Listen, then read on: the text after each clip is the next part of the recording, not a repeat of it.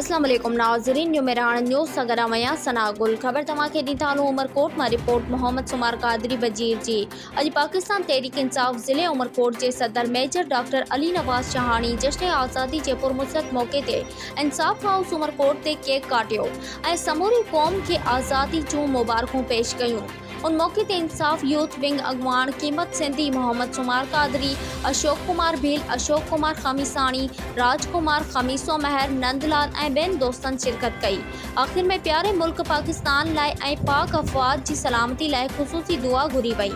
अज असां सभई हिते जोश और खरोश सां 14 अगस्त जो ॾींहुं मल्हाए रहिया आहियूं ऐं उन सिलसिले में सभिनी मिली जेको आहे सो आज़ादी जे ॾींहं ते केक काटियो आहे। पाकिस्तान असांजो मुल्क आहे, असां हुनजी आज़ादी जे हिफ़ाज़त जे लाइ असांखे जेका बि क़ुर्बानी ॾियणी पई असीं उनखे करे कुल कंदासीं।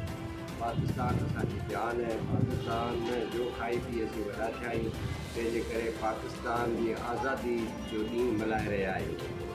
असांजो ॿियो मरहलो जेको आहे उहो आहे हक़ीक़ी आज़ादी जो हुसूल ऐं इंशाअल्लाह ताला असांजी जदोजहद जारी रहंदी, जंहिंमें हक़ीक़ी आज़ादी असां हासिल कंदासूं, जंहिंमें अदल इंसाफ़ हूंदो, रूल ऑफ लॉ हूंदो, आइन क़ानून जी पासदारी हूंदी।